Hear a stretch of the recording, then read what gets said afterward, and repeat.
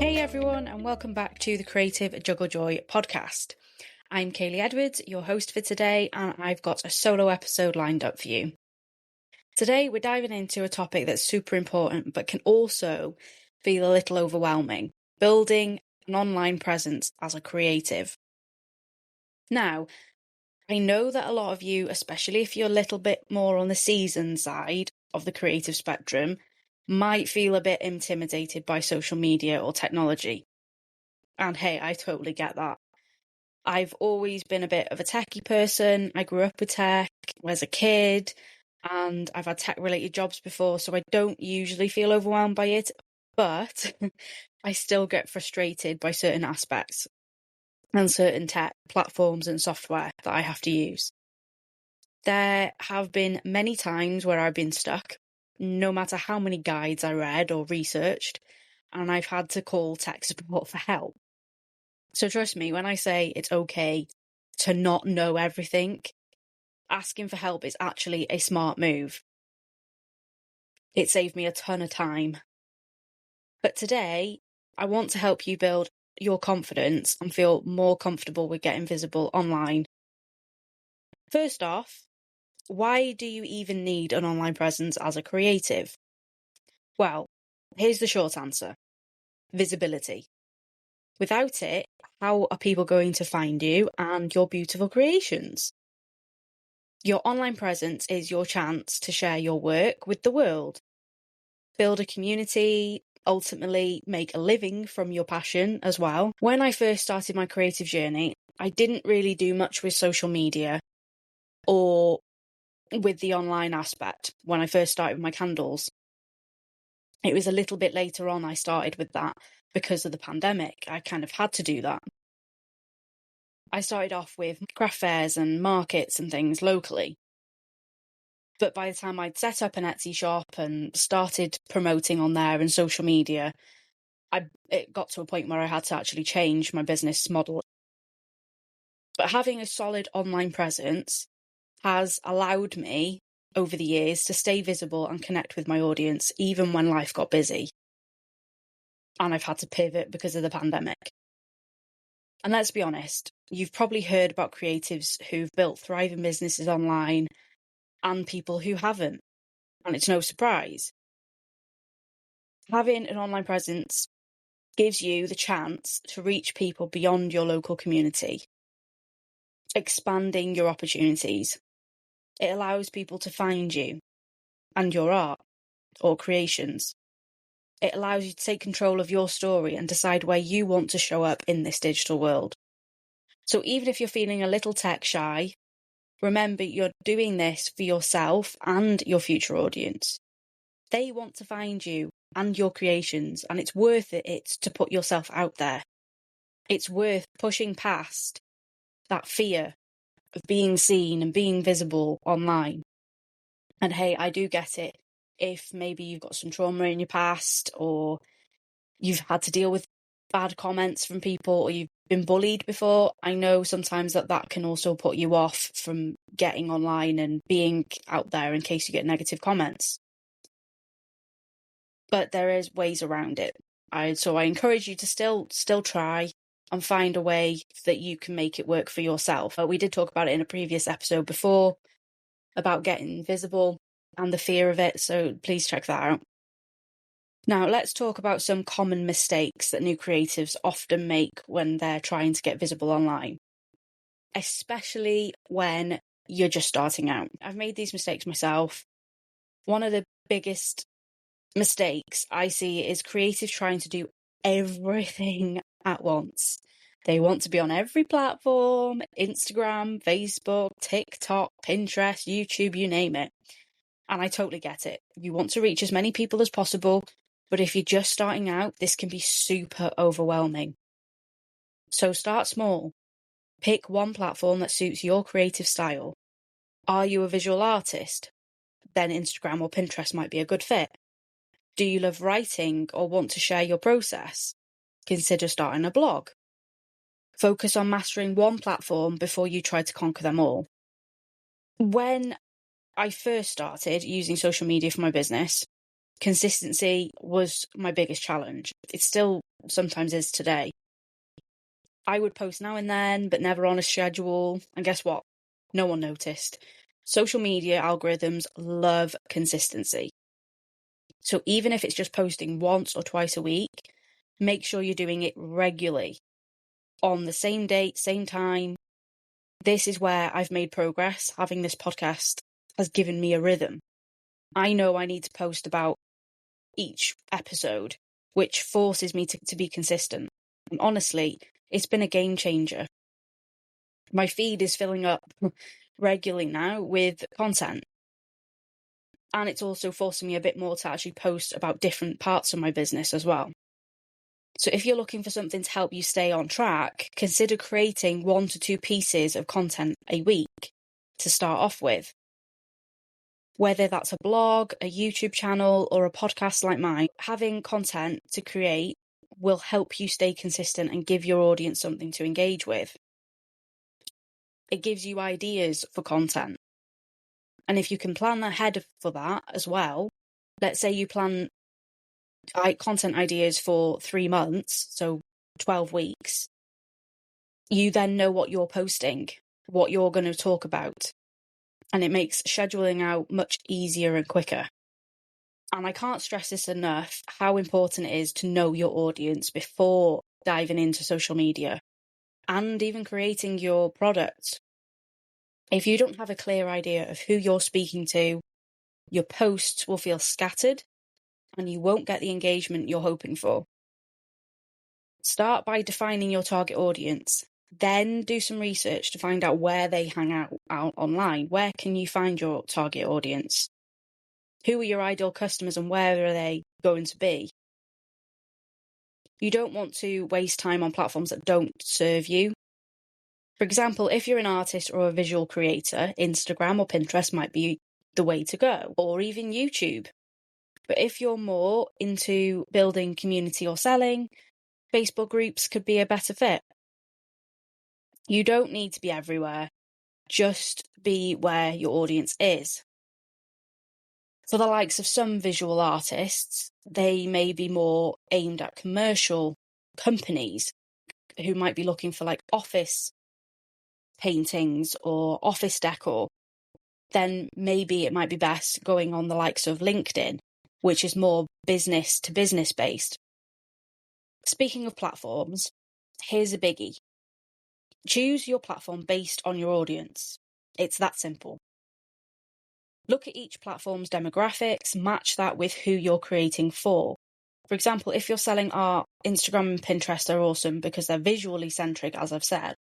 But if you're focused on education or selling creative products, you might want to start with Facebook and Facebook groups. I'm a big fan of Chorus Social Media Demographics Guide on Google.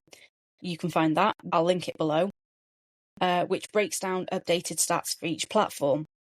So here's a fun fact. Over 50% of Instagram users are between the ages of 18 and 34. I'm 31, at the time of this recording. So Instagram is actually somewhere where I've started to gravitate to. So if your target audience is in that age group, Instagram could be a great fit for you. It's also quite split with Instagram. It's kind of 50-50 with the gender as well, same as Facebook. It's still 50-50. You'll find more females on likes of Pinterest. So you just need to have a look and see who you're aiming your products towards. I also want to give you a little tip. Look at your competitors or similar creatives to you. If they're doing well on a particular platform, there's a good chance you will too. Check out what posts are performing well for them and think about how you can add your unique twist to them. Consistency is everything. Like I said earlier, posting consistently will help you get noticed. But it's also about how you engage with your audience too. Engagement is key to building relationships with your followers. Seriously, when people comment on your posts, respond back.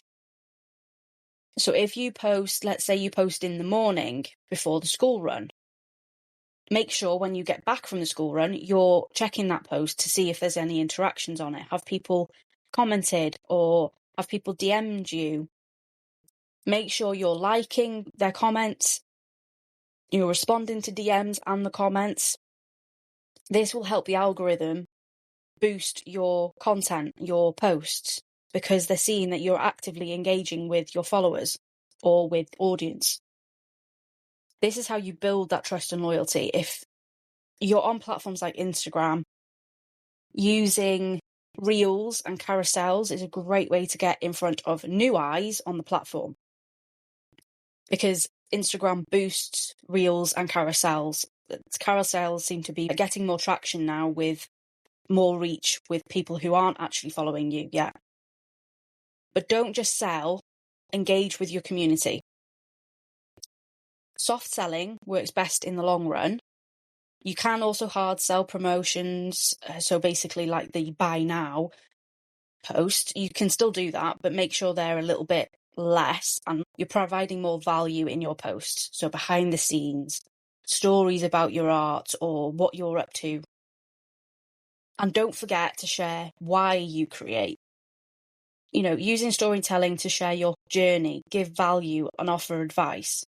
Let your audience see the stories behind your art.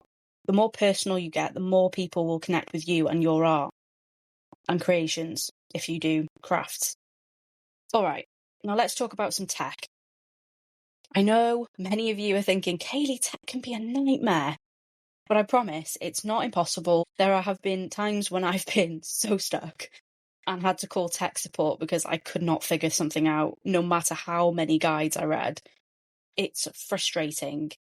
I get it, but it's okay to ask for help. I have spent hours, sometimes even days, trying to figure something out for myself. And then in the end, I'm just like, why didn't I just ask tech support to help me with this? I spent like 10 minutes on the phone with them and they fixed it for me or walked me through it. And I'm just thinking I've wasted all that time when I could have just asked for help. So I would rather spend 10 minutes on the phone with tech support than waste hours banging my head against the wall. So please don't be afraid to ask for help. It'll save you time and frustration in the long run. All right, let's talk about tech tools that will make your life a lot easier when you're starting out online.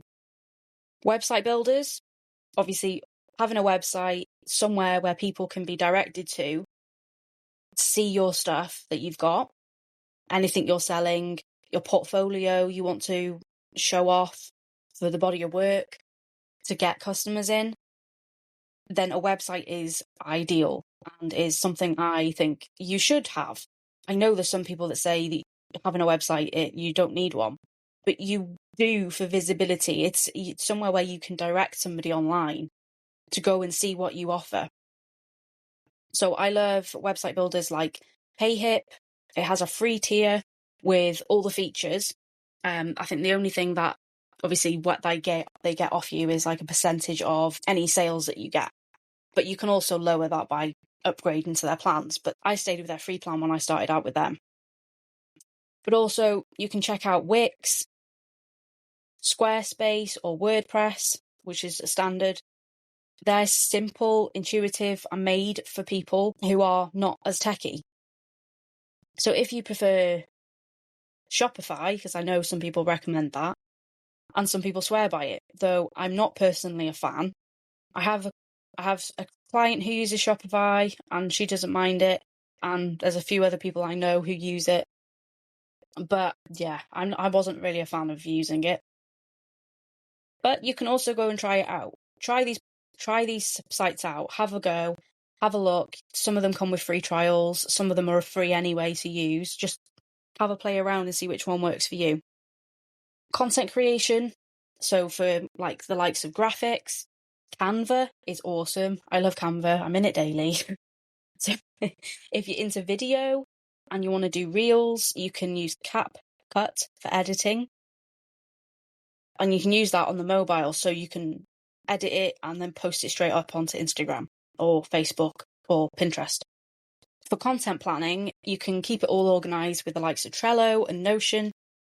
I use both those platforms to help me do my daily tasks, to plan out content, I even put content within Notion and then plan that all out, and then I just copy and paste it when I need it. Then there's scheduling tools you can use, the likes of Buffer, Plannerly, Tailwind, which can help you automate your social media posts and schedule things out ahead of time. Even Meta Business Suite, which is how you can use the business tools or features on Facebook and Instagram. They have scheduling features for Facebook and Instagram through Meta Business Suite, which is free. So you can always use that as well. For the likes of email marketing, platforms like MailerLite, Flowdesk, ConvertKit, even Email Octopus is another one I came across, which has a free plan and are perfect for staying in touch with your audience. And there's a lot of them are really simple to use, like MailerLite and Email Octopus are easy. Flowdesk is made for like visuals, creative and like artists. But if you do want more automation side for your business, then ConvertKit's probably better because it's made for creators. These tools are simple yet powerful and will make your life a lot easier as you get started. With the tools that I've recommended, you can just test them out, have a look, see what other people say about that tool or platform, and just pick one which you resonate with the most. All right, to wrap up, start small, stay consistent, and engage with your audience. That's the secret to building your online presence as a creative. If you want more help getting started, I'd love for you to check out my 5-day Visibility Breakthrough Challenge. It's now a self-paced course on my platform that'll guide you through actionable steps to build your visibility and get noticed. Next week, Dolores and I will dive into setting up your first online shop and where and how to get started selling your creations online. You won't want to miss it. Thanks so much for tuning in today. Keep creating, keep juggling, and most importantly, keep finding joy in the process. Catch you next time.